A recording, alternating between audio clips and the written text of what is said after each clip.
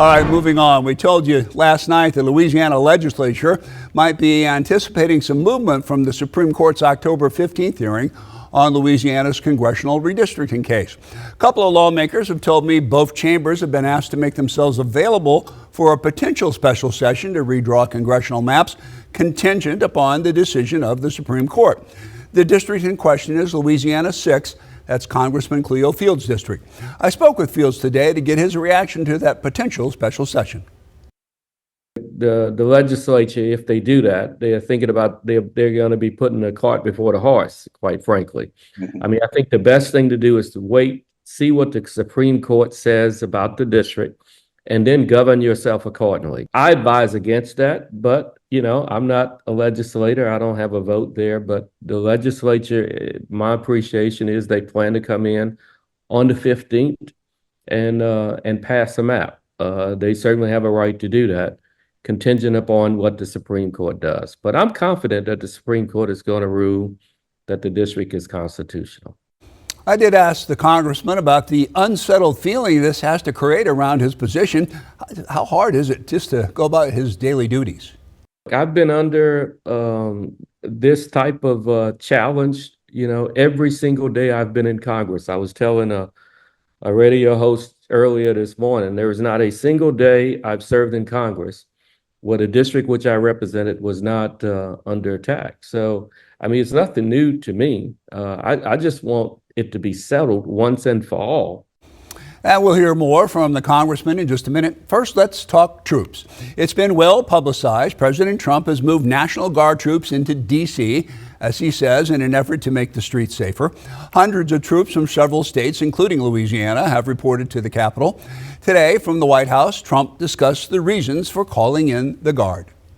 The violence was more than any other city in the country, actually, by far. It may have been more than any other city in the world. If you could think, we looked at some of the worst cities in the world. It was worse.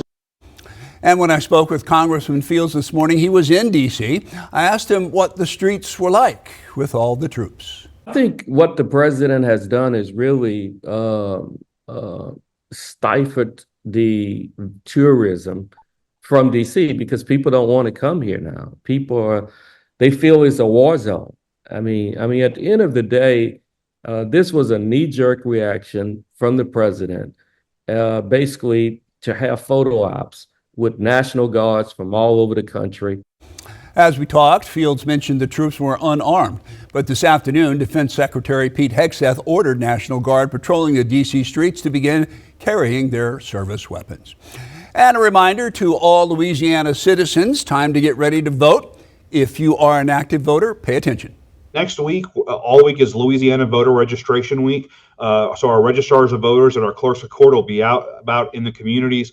They'll be interacting with voters, reminding people to register to vote ahead of the October 11th election.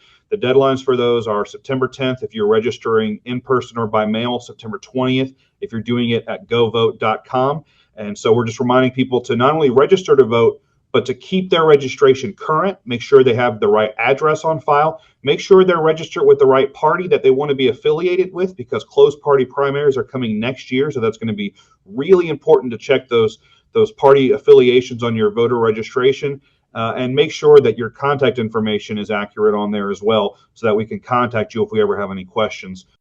And Watson added, even if you think you're registered, be sure to check it at govote.com.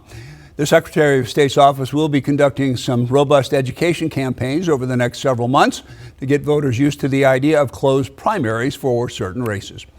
And right now, the Texas Senate is meeting to vote on the controversial redistricting plan that would add 5 more Republican seats in Congress. The maps, which were requested by President Trump, passed the Texas House this week.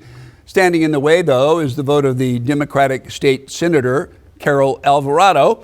She's announced that she plans to delay a vote through filibustering as long as possible.